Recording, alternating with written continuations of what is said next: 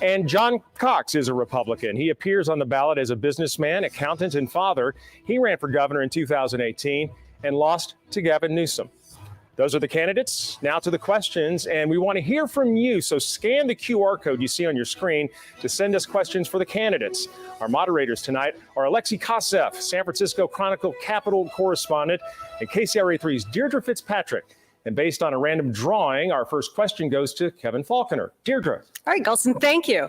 So by agreement, you gentlemen have agreed to have 1 minute to answer these questions. And for our viewers at home, they will know that their minute is up because on the floor, which you cannot see, is a red light, green light system. So when the light is green, you're free to talk. You'll see a yellow, which means start wrapping it up. When you get to red, you're supposed to be done talking. And if you get past that, Alexi and I we'll find a nice way to try to start cutting you off. So let's get to our first questions. We did ask people all over California to submit questions. We had well over 400 questions come in. We won't ask all of them, but no surprise. One of the top things people want to talk about is something that affects every single person on the planet, everybody in this room right now, and that is coronavirus. So we'll talk about the pandemic and vaccine mandates to start us off today. So this week, the FDA gave full authorization to the Pfizer vaccine for those who are 16 and older. So now that it's no longer under the emergency use status authorization, what is your position on vaccine mandates, both in the private sector and in the public sector? And it is worth pointing out that all 4 of our candidates tonight are vaccinated. So we will, as Gulson said, start with Kevin Faulconer. Thank you. I am vaccine. That vaccine, number one way that we can get over COVID-19 is to have everyone get the vaccine. As I said, my family's vaccinated, my wife, my kids. I think it's incredibly important, and particularly in this now that we're seeing FDA approval, that we continue to educate the benefits of getting that vaccine. And that's something that I've been strongly advocating for all of these many months, ever since obviously the vaccines came out. And I feel really strongly that our best opportunity is indeed to educate. We're not going to mandate our way out of COVID-19. While I was mayor of San Diego, I really stood up against the statewide mandates that we saw from Governor Newsom. One size fits all policy. We want everybody to be healthy. We want everybody to be safe. But the best way to do that is to educate folks to get that vaccine. And that is the best way that we are all going to get over this together as Californians. So to be clear, you're against mandates both in the for the public and then also in the private sector as well. No mandates. And our best opportunity, again, is to get everybody vaccinated. We're not going to do it by mandating. You need to educate. Okay, next up is Kevin Paffrath. Same question. Thank you very much. Albert Einstein once said, the definition of insanity is doing the same thing and expecting different results. The reality is, the vaccine is very important. However, Oxford University just told us last week that transmission still occurs in vaccinated individuals. Now, I encourage everyone to get vaccinated. My family is vaccinated, but my 3- and 5-year-old are not because they can't yet get the vaccine. And so we need to do something different if we want to end this pandemic. We need to also include an emphasis on HEPA filtration in our schools. There's a reason our planes are still flying. We don't need lockdowns to end this pandemic. What we need is proper education, like Mr. Faulconer has said, potentially even incentives of up to $250 for a new vaccinated adult. But if we still spread COVID from vaccinated individuals, we must also make sure we lessen the burden on our hospitals by ensuring that every building in our state has a proper HEPA filtration and we use proper masking to end this pandemic. Okay, so I'm going to ask the same follow-up question, just to be clear. No mandates, private sector or public sector? I do agree with mandates. I agree with mandates at a local level, though, not from the governor's office. I'm going to be very clear about this. I believe every individual business has the constitutional right, and every individual building has the right to determine their own mandate rules. That means every individual school, hospital can determine vaccine mandates themselves. Thank you. Kevin Kiley, your turn. Well, as I was watching your station, KCRA, before the debate started, I saw a commercial from Gavin Newsom against the recall. And he had this dire warning that if the recall succeeds, then these mandates are going to go away and COVID's going to spread, which was kind of an odd thing to say because the mandates didn't exist until a week or two ago. We're the only state that has them, and they haven't even gone into effect yet. So it's clearly a campaign issue. And that's the way that Gavin Newsom has treated COVID from the beginning. He's politicized it. I'll give you a very clear example of that. Last year in October, when Newsom Newsom thought it was good politics, he cast doubt on the vaccine. He said that we couldn't take the FDA's word for whether it was safe. The chair of the United States Senate Health Committee had to write him a letter telling him to cut it out. He said that Newsom was attacking the career scientists at the FDA, that he was discouraging Americans from taking the vaccine, and he was costing lives. And then when it came time to actually roll out the vaccine, we had the slowest rollout of any state. The governor didn't prioritize seniors, and when they did become eligible, they'd spend all day on the phone trying to get an appointment and couldn't get one. It's been exactly the opposite of the way the approach should have been. And John Cox. I agree with Mr. Kiley. I won't call him Kevin because we have too many Kevins here. But listen, the politicians will politicize this, and that's what they've done. And I'm a businessman. I want to solve the problem.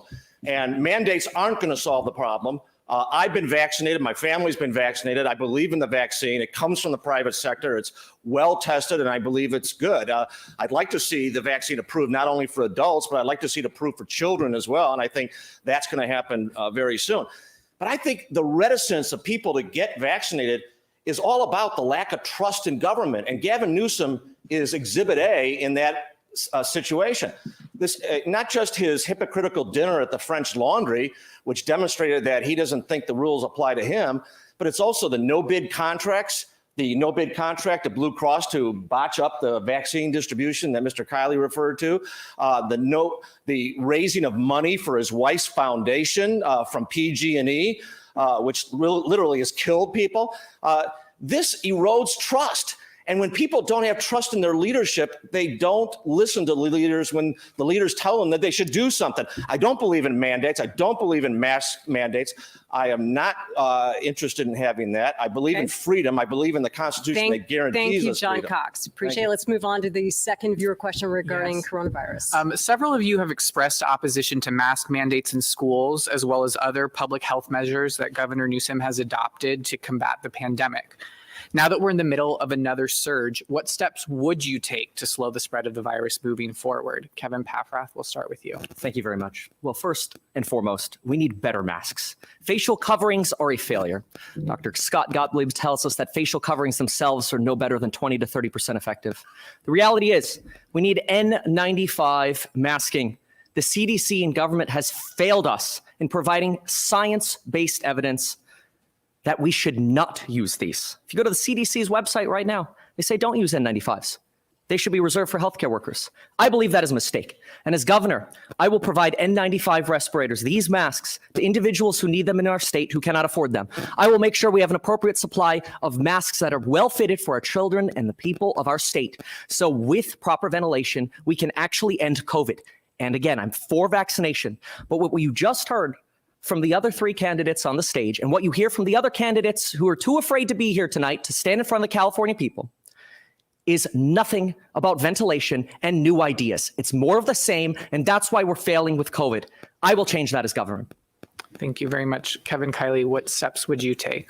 I would follow the approach that other states have taken, which is to have a balanced approach and to place trust in citizens. And when you look at the issue of masks, we're in the minority of states that has a statewide mandate. And you look into other countries like the United Kingdom, they've said, we're not going to do masks for elementary school students, or we're not going to require it because the harms to a child's development far outweigh any benefits. And those benefits aren't even very clearly established. And it's almost certainly the case that the effect on a child of wearing a mask all day varies a lot from child to child, which is why this decision should be in the hands of parents. But we're talking about masks right now, but let's not forget the fact that California shut down its schools longer than any other state in the country. We were 50th out of 50 in getting our kids back to school. Was that because that was the safe thing to do? No, Gavin Newsom knew it wasn't the safer thing to do. He sent his own kids to in-person private school. It was rather that we have a special interest in this state, the teachers' unions, that gives more money to political office holders than any other group and has given more money to Gavin Newsom than anyone. And so that's why I think there's a level of distrust that exists in a lot of what the government is doing,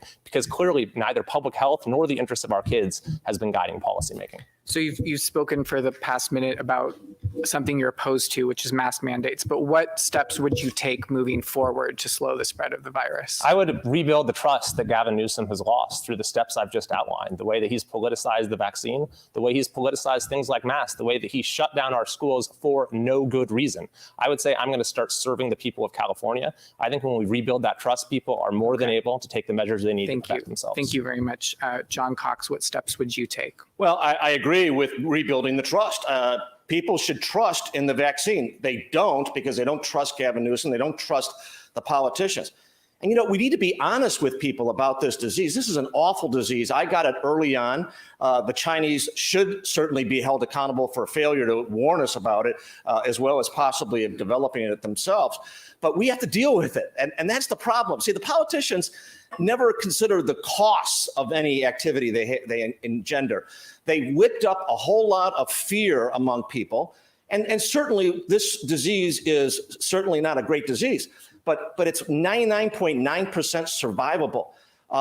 Certainly we should protect the vulnerable. Certainly we should protect people with pre-existing conditions. But what we should do is be honest with people. This disease has animal reservoirs. Smallpox didn't. We're not going to get rid of this disease. So we've got to encourage people to trust the vaccine, get the vaccine. So if they do get the disease, it's not going to be as serious. And that's the best we can. So are there any specific steps that you had in mind beyond rebuilding trust with the public? Again, I look at the costs. You know, we can eliminate all highway deaths if we all drove at 10 miles an hour. Well, we're not about to do that. Governor Newsom shut down small businesses. He shut our kids out of school.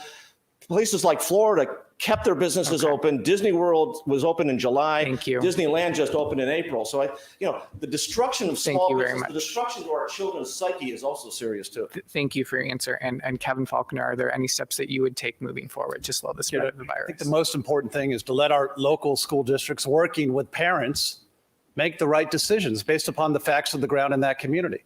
I think one of the things that you've heard very clearly is that Gavin Newsom always, his first step is to say, let's have a statewide mandate. Our state's very big, it's very diverse.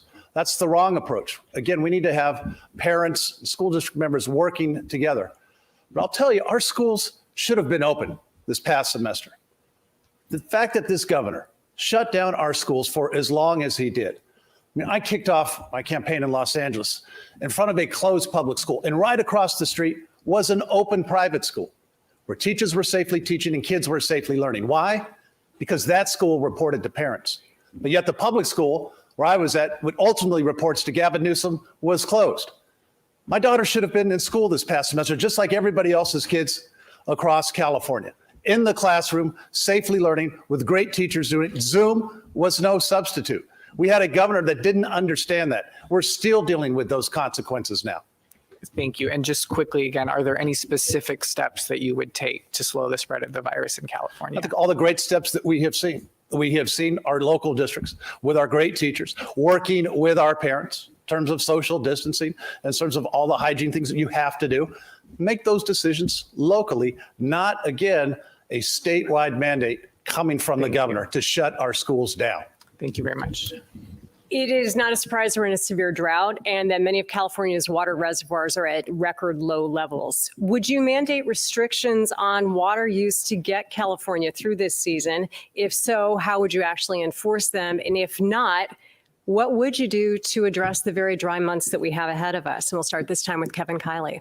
I would not do so. Rationing should not be an option. And you mentioned the reservoirs are low. They were overflowing just a few years ago. So if we had political leaders who were exercising any semblance of political leadership, we would have figured this out a long time ago. Maybe we should find a way to save the water in the wet years so that we can use it in the dry years. What I've proposed is a constitutional amendment that will say that from this point forward, a fixed amount of our state budget is going to go towards projects to increase our water supply, towards dams, towards reservoirs, towards conveyance, to reuse, towards desalination, until we add 5 million acre feet to our annual water supply. And by the way, there'd be protections from litigation as well, and it would make sure the funding is actually used for that purpose. You know, we haven't significantly expanded our water capacity here in California since the State Water Project. We have more than enough water that comes to us by the grace of God. We just need to manage it responsibly, you know, and scarcity and rationing and cutbacks are political choices. And if we make different choices, then we'll end this era of shorter showers and fallow fields in California. Those are long-term ideas. What do you do for the next 6 months till the rain is back? Well, I'd point you to, for example, a letter that a Democrat in the Assembly, Adam Gray, wrote to the Water Board, telling them not to impose these cutbacks on farmers and pointing to other solutions, like a lot of the environmental regulations that cause us to divert water from productive use. All right, John Cox. Yeah, this is another one of the management problems that the politicians and the celebrities and the insiders who have run this state for too long have caused. I mean, this is a management issue. This is not a political issue. If you need water, which we do, we need water to live, we need water to farm, we need water for every use, you make sure that you have the water available. You don't just sit and blame climate change and not do anything about it. I'm a businessman. I'm going to solve the problem. And of course, what that means is that we have to do things like desalination, recycling programs, and reservoirs. And I agree, right now, we are in a problem because of a lack of management skill, and the politicians are to blame for it. You know, we've passed 2 water bonds in the last 10 years, and they've yet to spend most of the money from those water bonds. This is, the voters have spoken. They said, we want water stored, and another constitutional amendment isn't going to do the job. We need to get just better leadership. Kevin Faulconer. The only solution we get from Gavin Newsom every time we're in a drought is take a shorter shower. That's not going to cut it. We have to build more storage. We have to increase the supply in California. In fact, just last week, I had the pleasure to be up in Maxwell, about an hour north, meeting with folks on the Sites Reservoir. We have to turn that into reality. We have the ability to do not only that, but Temperance Flat down further south in the belt. We have to increase our supply. And for a governor to just give lip service to that, but not actually take the steps and the emergency steps necessary to get these reservoirs going, I think is unconscionable. And it has to be an all of the above approach. And I have a lot of experience with that. Is when I was mayor of San Diego. We moved forward on one of the biggest water recycling programs right now going on in the state of California. We have desalination in San Diego County, strong proponent and supporter of that. And so instead of what we see from Gavin Newsom, every single year, take a shorter shower, cut back. We have to get smart, increase the supply. We know what needs to be done. I will have the experience and the political will to get it done. But what do you do the day after you become governor when people don't have water? Because reservoirs take years to build. What do you do for those months in between? I will move immediately on building reservoirs day one. Temperance Flat, and I told not only that, in Sites Reservoir as well. These have been on the books forever. We have funding in the water bonds, but we haven't had the political will to move forward. We have to start. I will start on my first day as governor. Right. Kevin Paffrath, same question. Thank you very much. Well, much of what we've heard here about solving our water crisis is the same old that we've heard. A lot of complaining, the same thing that we heard with our COVID plans. The folks on the stage with me did not have strong plans, and they each had to be asked follow-up questions for what their actual plans would be. We need emergency action when it comes to our water crisis. On day one, I will declare a state of emergency to begin the construction as soon as feasibly possible of a pipeline to the Mississippi River. We will build an interstate pipeline by coordinating with Joe Biden and the federal government. Now, this sounds outlandish, but we have a massive problem. Researchers and PhDs have come up with a solution. It would take just 14 power plants to pump water here. We can buy cheaper, cleaner water.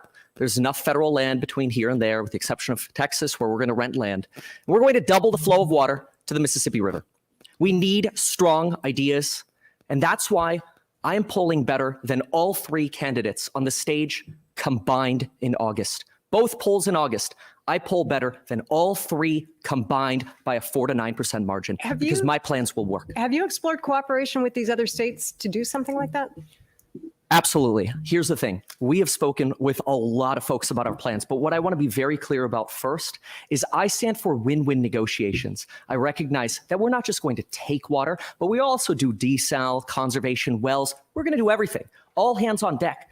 But we need more water. We need to double the flow of water to the Colorado River. It would only take 4% of the water from the Mississippi. Well, from water, we're going to go to fire now. Yes, we're in the middle of another record-breaking wildfire season, which has leveled towns and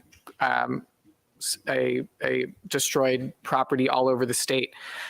Do you favor restricting new development in high fire risk zones? John Cox, will come to you first. No, I don't. I favor better management to deal with the fires. This is, again, another problem of the politicians and the celebrities who have run this state into the ground. We solve the problem. And how do we do that? We manage the forest. We go in and we get rid of the kindling, the dead trees and all these things that are going to cause fires to become infernos. We also revived the timber industry, which has been run out of this state. They did a lot of the forest management before they were run out of the state. And then we need to have new ideas like a Air Force. I saw today there's a new fire in Grass Valley. I mean, if we had decent Air Force, if we weren't spending $4 million a day on that train to nowhere in the Central Valley, I propose taking that money and buying or leasing a whole bunch of jets. There's never been more jets available than any time in history. Outfit them with tanks and make sure you go after these fires and put them out before they become infernos. That money for the train was set aside by a constitutional amendment passed by voters. Do you favor going back to the ballot to redirect that money toward wildfires? Yeah, if necessary. But I tell you what, that project is way over budget, way behind schedule. It's a honeypot for all kinds of interest groups that are making money out of it, and the taxpayers are footing the bill. It's wrong. Okay, thank you. Kevin Faulconer, do you favor restricting development in high fire risk zones? I favor putting our state on a war footing when it comes to wildfire. And what we see from Gavin Newsom year after year is rhetoric. They'll go out and talk about climate change, but he won't take action. He won't take action what we need to here in California to do it. And so that's why I believe we have to, and I will declare a state of emergency as governor, to move forward immediately on the fuel reduction that hasn't been occurring in our forests that need to, on the brush management, on all of the emergency ingress and egress, the fire exits that haven't been constructed, because this governor won't do it. And what did he do?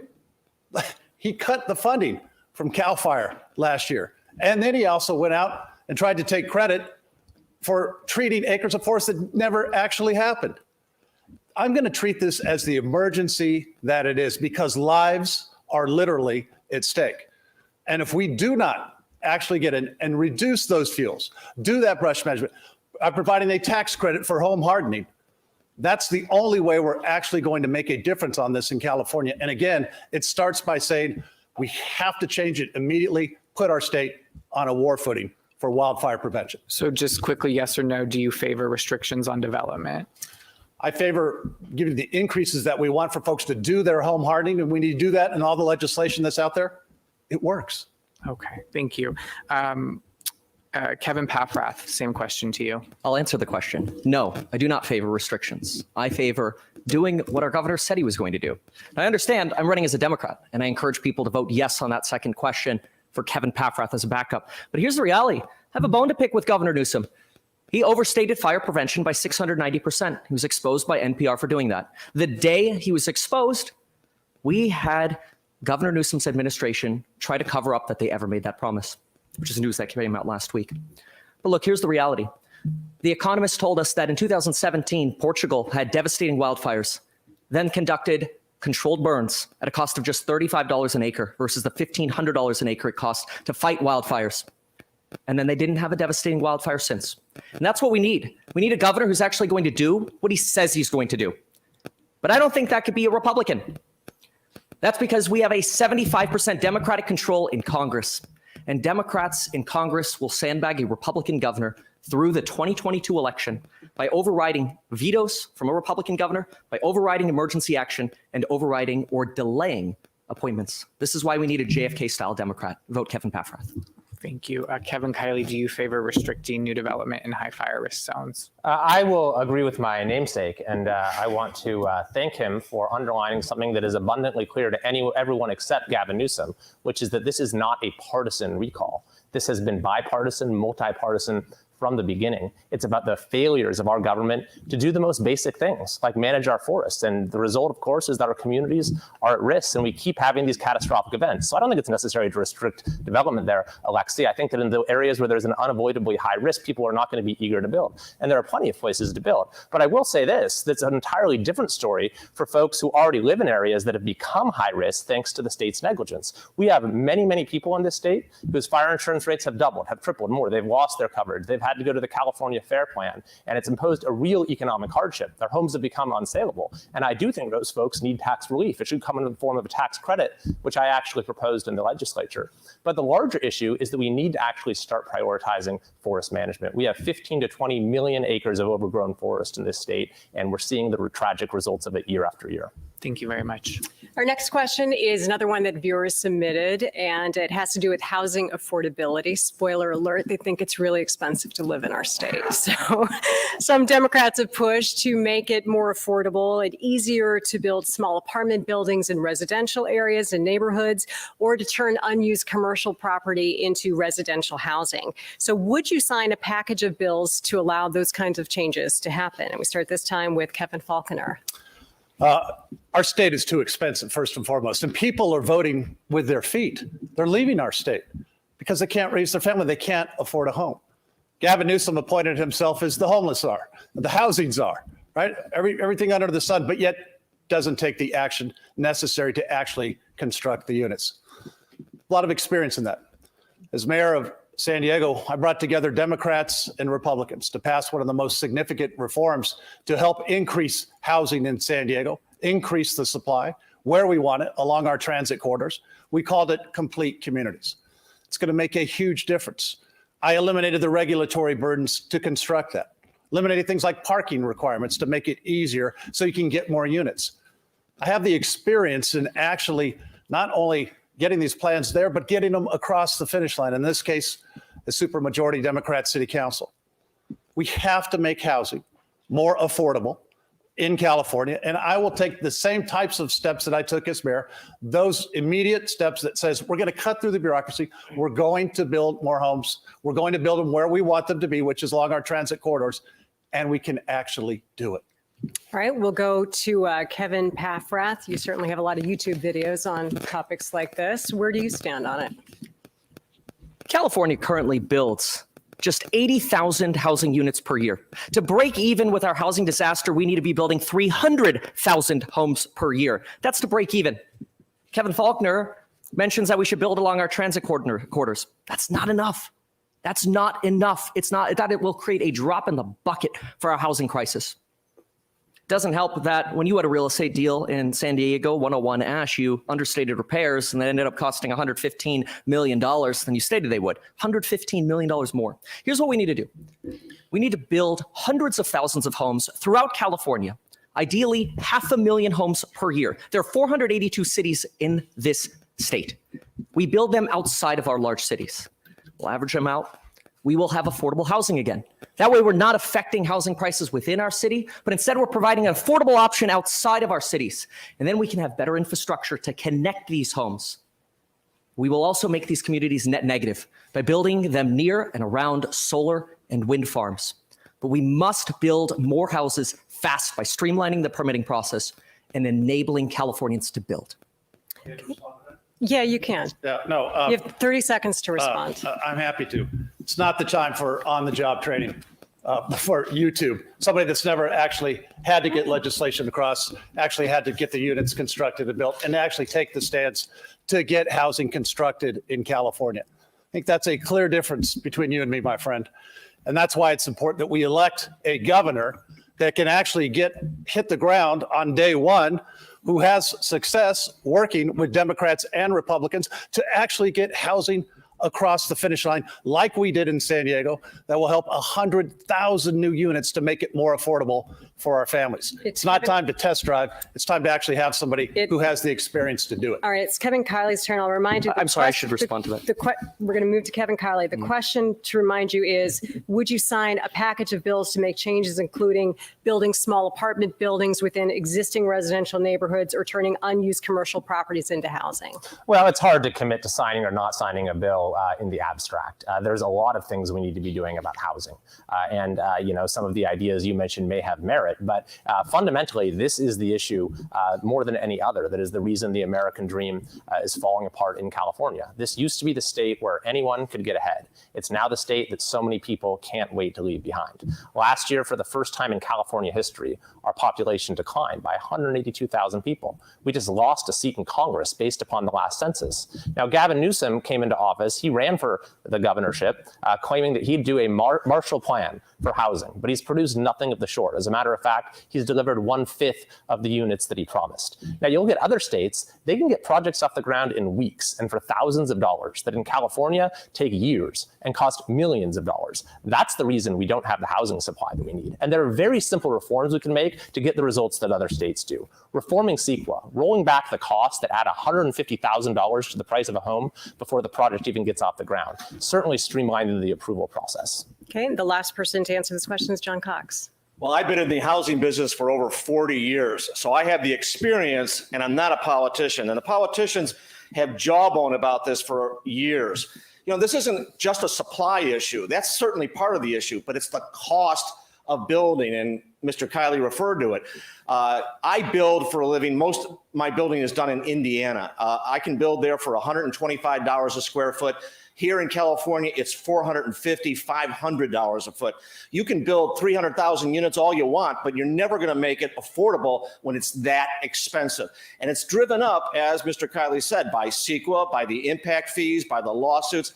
I could get approvals in 6 to 12 months in Indiana. And I assure you that people in Indiana care about the environment. They care about traffic. They care about building standards. And it's not the cost of the land that's the difference, because when you're building multifamily, the cost of the land isn't significant. We need to get somebody who has experience, can bring down the cost of housing, because it is killing families and their ability to live in this state. It's all about families. But many of the regulations that you refer to are in place to protect things like air, water, and labor. Is there one regulation you would look to end first? Well, like I said, the people of Indiana care about the air, water, and labor as well. They managed to approve property building in 6 to 12 months, not 12 years like here. They certainly have high standards as well, but they managed to get and it's done like that all across the country. California is the outlier here, and I think we all need to understand that. Thank you. And it's because of the politicians and the celebrities that we've had running the state. We're going to move on to the next question. One of the biggest debates to emerge from the recent racial justice protests is whether the state should be able to strip law enforcement officers of their badges when they break the law. California is one of only 4 states in the country where there is no statewide process to do this, but there is a bill moving through the legislature right now that would make that change. Would you sign it? Kevin Paffrath, first to you. Well, first of all, I have 3,000 hours of experience in law enforcement, and I support our law enforcement community, but I also understand there are problems in law enforcement. We need a massive community-style policing package in our legislature to make sure we can reform law enforcement. And I would consider exactly what you've just asked me. Crime, Proposition 4757, we've got problems. We need to enforce the law. We don't need to defund the police. We need to properly fund the police, not overfund the police. And that's what I stand for. Now, I'd like to respond to the claim of experience. I have 11 years working in real estate, and my experience doesn't include ripping off my city. It also doesn't include a disdain for transparency, or such a disdain for California that you prefer to invest in real estate outside of California. All of the properties I own are in California. I respect the experience I have in real estate here. The reality is, I am a JFK-style Democrat who can work with our Democratic legislature. A vote for any Republican, including the ones who are not here, is a wasted vote. And whether you are yes or no on recall, you should vote for Kevin Paffrath and see my full plan at meetkevin.com. Okay, thank you. Kevin Kiley, would you sign a police decertification bill? Well, I will answer that question, Alexi. Let me just say first that, I believe there is room for criminal justice reform and police reform where appropriate. I authored a bill that brought together the ACLU and law enforcement to provide transparency for grand jury proceedings and officer-involved shooting cases. And for example, in the Breonna Taylor case, after there was the decision not to move forward there, the family wanted to see the transcript. If that had taken place in California, they could have because of my bill. Now, with respect to the specific bill that you're talking about, I think that everyone agrees there needs to be a fair process, but I can't just commit to whatever the bill may be at this point in time. In my years in the legislature, I've spent 5 years in the legislature. I can tell you that these things are a sort of a moving target a lot of times as they wend their way through the legislature. But the larger issue is this, that we have had a policy towards our law enforcement in California that has been incredibly disparate. disrespectful. I mean, the slogan defund the police is one of the most offensive political slogans ever concocted. And I think that at the end of the day, we need to restore the reverence and respect for law enforcement that they deserve, and also put public safety first in our communities again at a time when crime rates are rising. Okay, thank you very much. John Cox, would you sign a police decertification bill? We need to get the politics out of this. We need to make sure that we have the most professional law enforcement force that we can muster. And that means we need to get the politicians out of the picture. We need to make sure, certainly, that we have a transparent process that weeds out people that abuse their badge. That's a very rare occurrence, by the way. And I think it stains a lot of the people that already serve. I mean, my law partner has a son in the police, and he says he doesn't understand how his son continues to serve because of all the abuse that they're getting. The politics gets into this, and we don't have the leadership that stands up and defends the police. 99.9% of whom do a good job. They deserve our respect. We certainly have to have body cameras and make sure that we go after police who abuse their power. But that is such a rare occurrence. I agree. Defund the police is not the way that we should go. We need to get rid of 47 and 57. We need to enforce the law, make sure that crime is punished. That's the first role of government. So this question was about a process to strip law enforcement officers of their badges when they break the law. So just to be clear, do you support that concept or not? I certainly think a police officer who is found in a professional hearing that's not politicized, found to have committed a crime or abused his power, certainly should be stripped. I don't believe it should be run from the state down. I don't believe in top-down policies. So that's a no on a statewide process. Okay, thank you. Kevin Faulconer, same question. I stood up during a very difficult time in our city. I had hundreds of protesters out in front of my house yelling at me, my family, defund the police. I stood up and said no. I hired the first female police chief in the history of San Diego. We were selected as the nation's safest big city in America. Why? Because I understand that balance and what you have to do to protect your city and actually bring people together in a safe way. It takes character and judgment. I'm going to take this opportunity because one of the people that is not here tonight, Larry Elder, does not have the character, the judgment, the skill set, or the experience to be governor. And I've been very outspoken this week, and I'm going to take one more opportunity to do so. His attack on working women is unconscionable. To all of the working moms out there, know that with Kevin Faulconer as your governor, I'm going to support your right to raise a family, to have a career. Unlike what Larry Elder is talking about, I'm going to make sure that California's daughters have the same opportunities as California's sons. We need a governor that's going to stand up for working women and knows that every woman in this state can have a career, can raise a family. And to all the working moms out there right now, I want to say one thing. Thank you. Thank you for what you're doing. We value you. We can't wait to work with you. Is there a specific policy promoting gender equality that you would try to pursue as governor? It is, and we talk a lot about the opportunity for equal pay. That's incredibly important. I promoted some women into the top management positions in our city as I was mayor. I understand how important that is. What about as governor rather than looking back on your time as mayor? Equal pay, it's going to be a strong point. I'll be talking more about that later this week, as a matter of fact. Our next question has to deal with tax cuts. Many Californians believe the cost of living is too high in the state. I'm sure that is not a surprise to you. What would you do to make California more affordable? And for those of you who have proposed tax cuts, please be specific about how you would make up for the loss in revenue. And this time we start with Kevin Kiley. Well, we do need to lower taxes, and you don't need to make up for the loss in revenue.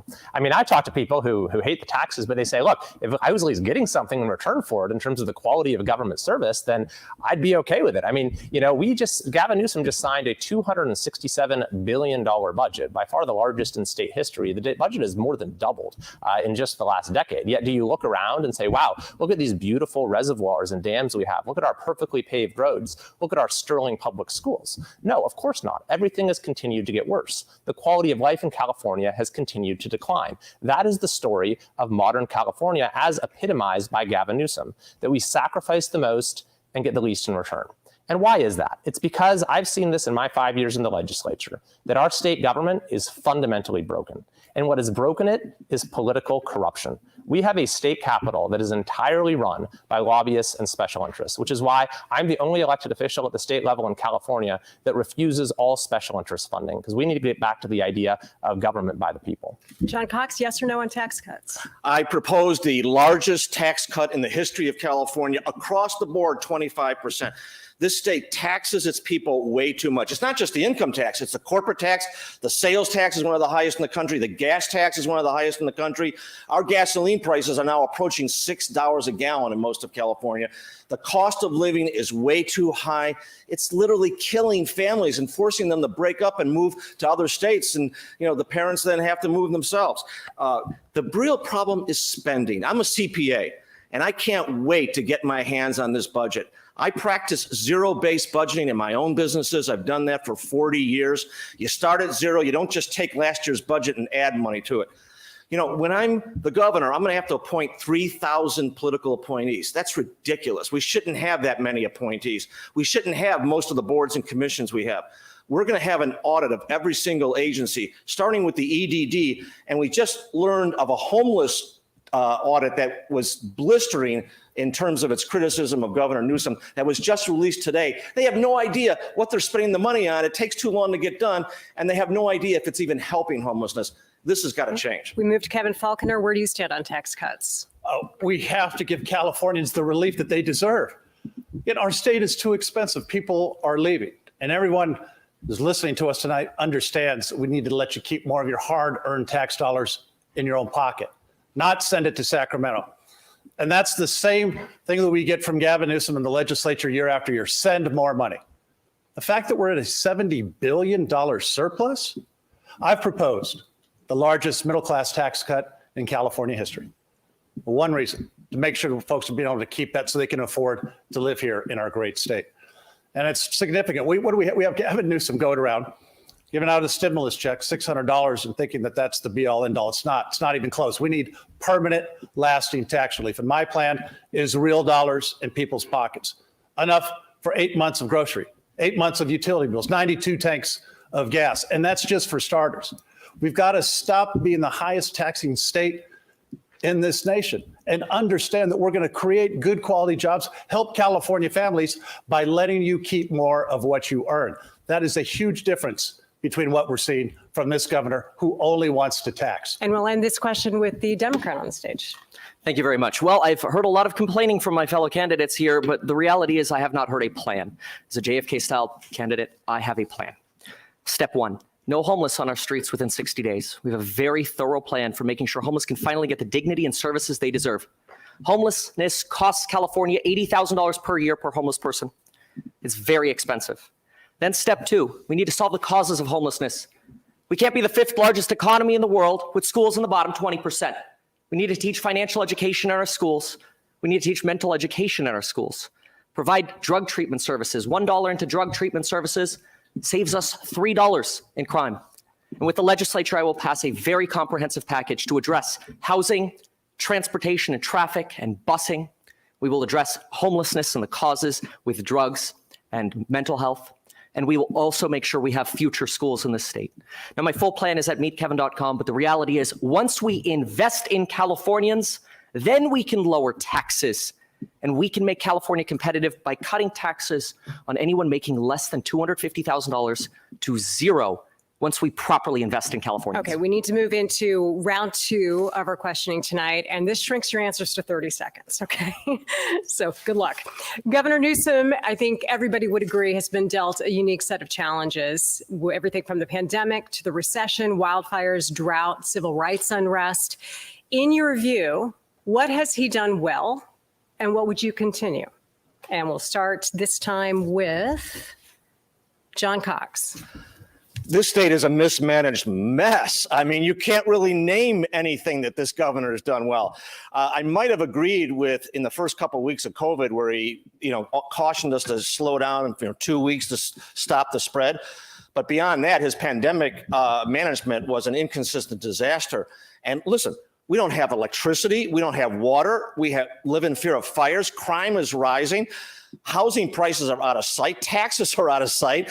The homeless problem has only gotten worse. And the audit today said that we don't even know what the money was spent for. We got to stop with these politicians and We're going to move to celebrities Kevin and get a Faulconer, and a businessman in there. reminder, the question is, name something he's done well, and what could you see continue? Look, at the very beginning of COVID, we all pulled together as a state. Those are very difficult days for all of us. I was mayor of San Diego, and I had one goal, keeping us all healthy and safe and communicating. But I think the problem we saw from this governor is, again, he went into lockdown mode. He went into a one-size-fits-all policy. That just caused all of the shutdowns, that caused our school closures. That is not the right way to do it. We have to bring people together, as I did when I was mayor, Republicans, Democrats, independents, and I will make sure that we put the facts forward first and move forward in one direction, not a top-down policy. To Kevin Paffrath now, something the governor's done well that you could see continuing. The governor's done a great job at branding this election as a Republican recall. Unfortunately, he's wrong. I'm a Democrat running against the governor. That's one thing he's done well, but here's the problem. We have a big threat, and that threat isn't here to defend himself. That's Larry Elder. That's because Larry Elder's with his disinformation friends, Tucker Carlson and Laura Ingraham. Right before this debate aired, he went on Laura Ingram's show. It's time to end the big threat and make sure that Larry Elder does not become the next governor by voting for Kevin Paffrath. Kevin Kiley, can you name something the governor has done well that you could see continuing? So the governor actually is my constituent, I should say. He lives in my assembly district. And one thing that he's done well is he does these big splashy announcements like he did with fire mitigation efforts, which my friend over here pointed out was exaggerated by 690%. There's never any follow through. But what's worse is, kind of the image that should stay with people about Gavin Newsom is the one at the French Laundry, not because of the hypocrisy, but because of who he was there with. A table full of lobbyists. That is who this governor listens to. And what we need in our next governor is someone who will actually serve the people of California. Thank you. All right, this is our final question. The integrity of our elections was challenged last year, and one of the candidates in this race, Larry Elder, has promoted unfounded theories that the recall election is rigged against him. Do you believe this election is fair, and will you accept the results of the recall? Kevin Faulconer, first to you. Said Larry Elder is unfit to serve as governor of this state. Doesn't have the character or the judgment. Today, we just found out, by the way, that he supports legalizing some of the most dangerous drugs on our streets in California. That's crazy. That's not just dangerous, it's crazy. Not only what will that mean for our homeless encampments, and it'll grow beyond exponential belief, but think of all of our families and our kids and what those dangerous drugs, opioids, are if you legalize all the heroin, methamphetamine. That's big. No, it's terrible. There's no place for that for a candidate yes or no, who's running for governor. Will you accept the results of this election? Dramatically worse. Will you accept the results of this election? Just yes or no? Yeah, I'm planning on Okay. winning, and I can't wait. Great. Kevin Paffrath, same question to you. Well, I don't know about the plans to win. Right now, I'm beating all three of you in the polls combined, but I will accept the results of this election. I do understand the Secretary of State needs a lot of work. I have a bone to pick with the Secretary of State, but we have to remember, nothing's going to get done. And I'm so worried about California for the future of my children. I have three. I'm sorry, I have two children. One's 3, one's 5. I'm so worried about the future of California. And a Republican governor will sandbag California for a year as Democrats take complete control until 2022 to win the governorship back.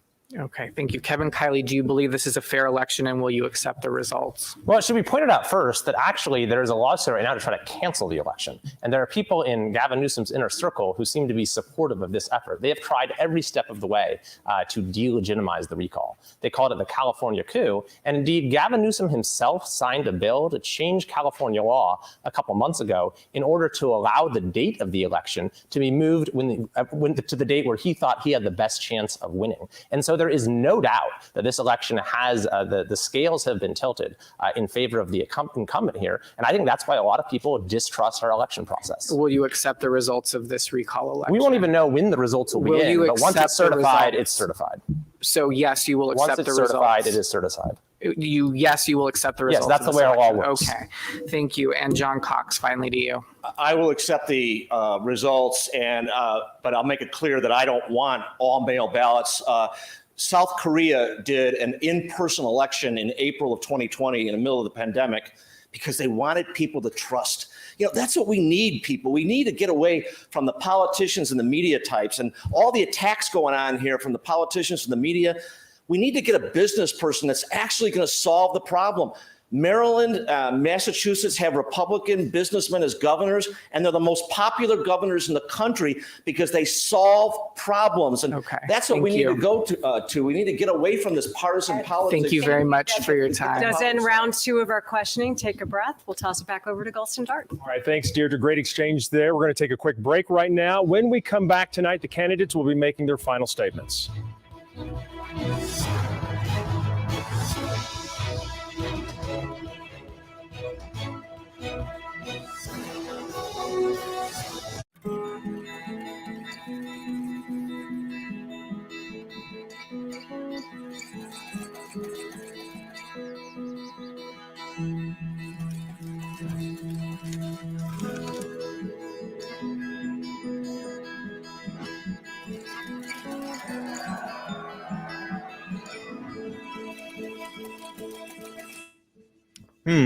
I'm not sure if this is working, if you can hear me.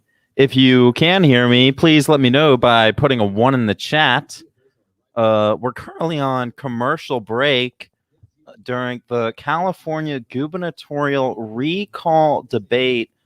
All right, everybody can hear me. Looking good in the chat. We're currently watching the California recall gubernatorial debate featuring John Cox, Larry Elder, what's the other guy? John Cox, Larry Elder. Larry Elder's not in the debate. Kevin Faulconer, Kevin Kiley, and then, of course, meet Kevin. There's so many Kevins, it gets extremely confusing. However, we're going to be back in a splash with closing statements, and now we're going to be taking your calls. Just kidding, we're not taking your calls. I was going to say, we'd be taking your calls to get a debate feedback. No problem. Happy to stream this. Yes, this is from the TV. I'm speaking from the TV. This is the commercial break here at KCLA. We have, I'm a new intern. I just hopped on the mic. Hopefully, like, any moment, they're probably going to bust in the room and, like, shut me down. But, all right. Let's see. If you support John Cox, put a 1 in chat. If you support Faulconer, put a 2 in chat. If you support Kiley, put a 3 in chat. And if you support me, Kevin, put a 4 in chat. Oh, we got to go. It's back on. Our date for the gubernatorial recall election. The 4 candidates are ready to make their final statements. They each have 1 minute, and we're going to start tonight with John Cox. Imagine a California where you can buy an affordable home, where you don't have to see homeless all over parks and beaches, where you have enough water, where you have enough electricity. Imagine a California where you don't have to worry about rising crime or wildfires threatening you, where the taxes don't tax you to death, where you can actually have a decent sense of life. Let's stop electing the politicians and media celebrities who are all talk. I've built a business over 40 years by solving problems and delivering results. I'm not doing this to get a job. I'm not doing this to move up the rung of political ladder. I'm doing this to save this state because it needs to have that done. We need to fix this state. We need to get away from the mismanagement. These aren't political issues. These are management issues, and they can be solved. That's the good news. We just have to have a leader who is interested in solving the problems and not practicing politics. Kevin Kiley, you're next.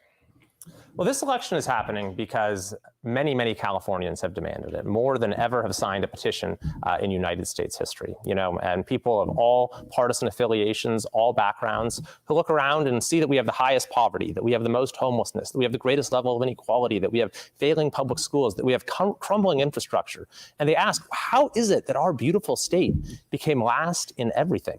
And as I've seen as a member of the legislature for 5 years, the answer is that we have a broken state government. So if you're someone who is frustrated with the direction of our state, you want to stay here, you want to raise your family here, you want to retire here, but maybe you're reluctant to cross party lines. What I would say is this: take a chance on change. The recall is for you. You're not signing on for 4 years. You're signing on for 1 year. So you can see if things improve, and then if not, you can vote for a return to the way things are next year. But if I'm elected, I think you will see things improve, because my administration will be about back to basics, pave our roads, manage our forests, store our water, maintain our grid, fund our police, do the things government is supposed to do. All right. Kevin Paffrath, your turn. Thank you very much. We've heard a lot of vision from other candidates, but no real plans. I understand my plans are bold. So are JFK's. My plans are to end our homeless crisis, to solve our housing crisis, to solve our school crisis, our crime crisis, our water crisis, and our fire crisis. All the details of which, of course, are at meetkevin.com. But we have to remember one thing. We've got to go out with the old and in with the bold. And that's what I bring, bold plans, because we need this in California. Otherwise, in 20 years, my children, I fear, will ask me why I raised them in a state that's now bankrupt. That is what I fear. But what I also fear, a governor who can't get anything done over this next year, a lame duck governor. And since I am polling the best of the candidates on this debate stage, I would ask them to drop out of the race and endorse me, Kevin Paffrath, on the second part of the ballot, so we can defeat Larry Elder and bring bold change to California. And Kevin Faulconer, you will have the last word tonight. Well, thank you. It's time to stop the circus. This is very serious times for our state. We don't want to replace one dysfunctional governor with another. I'm going to bring the experience, the judgment, somebody who can bring our state together. It's exactly what I did when I was mayor of San Diego in a very difficult time when we had a mayor that needed to be replaced, and I stepped in and we made a huge difference. Somebody who can bring together Democrats, Republicans, and independents, who will provide the real solutions and the leadership on day one. That's the serious stakes that are involved here. It's no time to test drive a governor. And to all of you who are listening out tonight, whether you're a Democrat, independent, or Republican, I ask for your help and your support and your vote. I'm running because I believe that I strongly believe that California's best days are ahead of us. I'm ready to lead on the issues that matter to you. And with your help and support, I can't wait to be the next governor of the great state of California. All right. With that, gentlemen, we want to thank you for being here with us tonight and sharing your views on what you think the future of California should look like. That is all the time we have. Again, we want to thank all of our candidates for joining us. Remember, voters can vote on one or both parts of this recall, and you can mail back your ballot anytime as long as it is postmarked by September 14th. And you can also drop off your ballot at a secure ballot drop box or a voting Thank location. you all or your so county's much election for office by 8 watching. p.m. What a September debate. 14th. Before we want to thank you just for joining us tonight for briefly this special talk for a debate. moment about I'm what we Golston Dart just on behalf of witnessed. KCRA You could just 3 do us a and the San big Francisco favor and Chronicle. leave a We say like get out on and the vote. video. It Have a helps good night. spread the video around to many more people. So if you think, I'm seeing lots of 4s in the chat. So it looks like we have a lot of Kevin Paffrathites in the chat. Big fans of Kevin Paffrath. If you want to spread his debate performance around, make sure you like the video. That'll help with the algorithm. And make sure you also share it with your friends. And if you like political content, you can subscribe. But back to the debate. The big news, it looks like there, Kevin Paffrath is asking the other candidates on the stage to drop out so that Larry Elder does not end up becoming the replacement nominee. That is quite the proposal. You could tell the Faulconer guy from San Diego, it looked like that Paffrath got under his skin a few times during the debate, and they had a couple back and forths that were really kind of intense, very interesting. Man, Kevin Paffrath for governor, says Alex Arthur Guyod. What a debate. Thank you all so much for tuning in. We are going to head out for the night. Have a great evening, everybody. Thank you all so much for watching. This is Matt Skidmore from The Matt Skidmore Show. We did leave a link to the Meet Kevin website in the description, since there are so many fans of Meet Kevin on the broadcast. If you want to learn more about him, make sure you check him out. And take care, everybody. Good night.